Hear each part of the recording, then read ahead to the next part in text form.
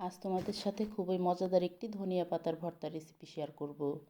অনেকেই তো ধনিয়া পাতা ভর্তা বানায়, তবে এই ভর্তাটা যদি একবার বানিয়ে খাও তাহলে কিন্তু আর অন্যভাবে ভর্তা আর খেতে ইচ্ছে করবে না। আর যেহেতু রমজান মাস চলছে, রমজান মাসে কিন্তু ভর্তা ছাড়া একদমই চলে না। তো এরকম একটি ভর্তা যদি সেহরির সময় বানিয়ে নাও তাহলে কিন্তু পেট ভরে ভাত খেয়ে নিতে পারবে। তো চলো রেসিপিটা শুরু করে দিই। তো এর জন্য চুলায় একটা প্যান বসিয়ে দিয়ে প্যানে আমি 1 টেবিল চামচের মতো সরিষার তেল দিয়ে দিলাম। এখন এই তেলের মধ্যে প্রথমে আমি 4-5টার মতো শুকনো মরিচ দিয়ে দিচ্ছি। শুকনো মরিচগুলো একটু ভেজে তুলে রাখবো। শুকনো মরিচগুলো কিন্তু খুব বেশি ভেজে একদম কালো করে ফেলা যাবে না, তাহলে কিন্তু মরিচের কালার নষ্ট হয়ে যায়। তো মরিচগুলো কিন্তু আমার ভাজা হয়ে গেছে, মরিচগুলো আমি তুলে রাখছি। মরিচগুলো তুলে রেখে ওই তেলের মধ্যে আমি বড় সাইজের 2টা পেঁয়াজ কুচি করে রেখেছিলাম, ওইগুলো দিয়ে দিলাম। আর এখানে একটা রসুন ব্যবহার করেছি।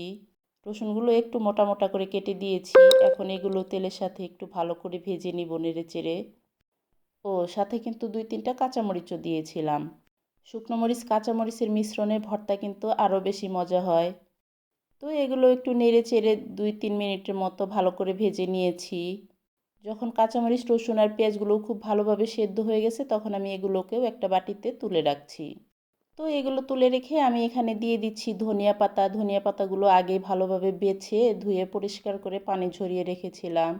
তো এখানে আমি 1 মুঠার থেকেও কম আর কি, হাফ মুঠার মতো ধনিয়া পাতা আছে। তো এখন আমি এই ধনিয়া পাতাগুলো একটু নেড়ে চেড়ে ভালোভাবে ভেজে নিব। সামান্য একটু লবণও ছিটিয়ে দিলাম ধনিয়া পাতার উপর দিয়ে, তাহলে কিন্তু ধনিয়া পাতাটা খুব তাড়াতাড়ি ভাজা হয়ে যাবে।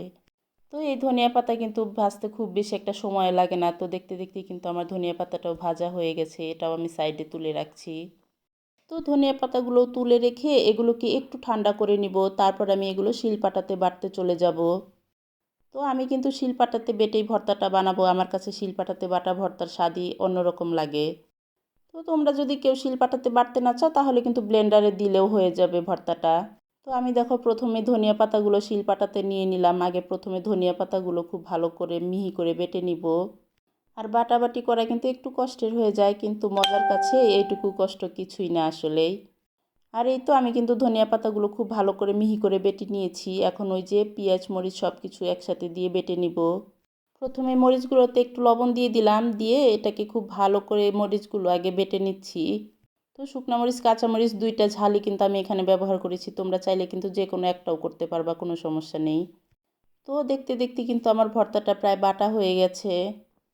তো সব কিছু ভালোভাবে বেটে নিয়ে এখন আমি হাত দিয়ে খুব ভালো করে মিশিয়ে দিচ্ছি।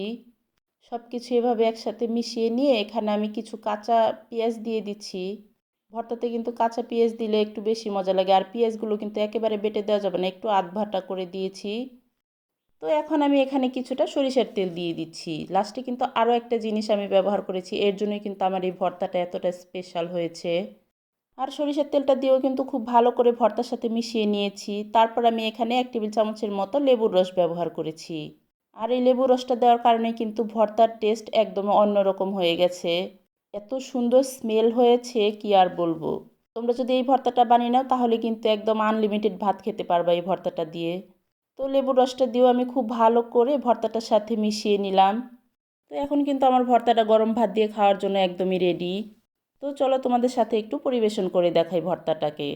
আমি দেখো ভর্তাটার উপর দিয়ে কিছু পেঁয়াজ কুলি দিয়ে এভাবে ফুলের মতো করে সাজিয়ে দিয়েছি। তো তোমাদের কাছে আমার রেসিপিটা কেমন লাগলো কমেন্টে জানিও।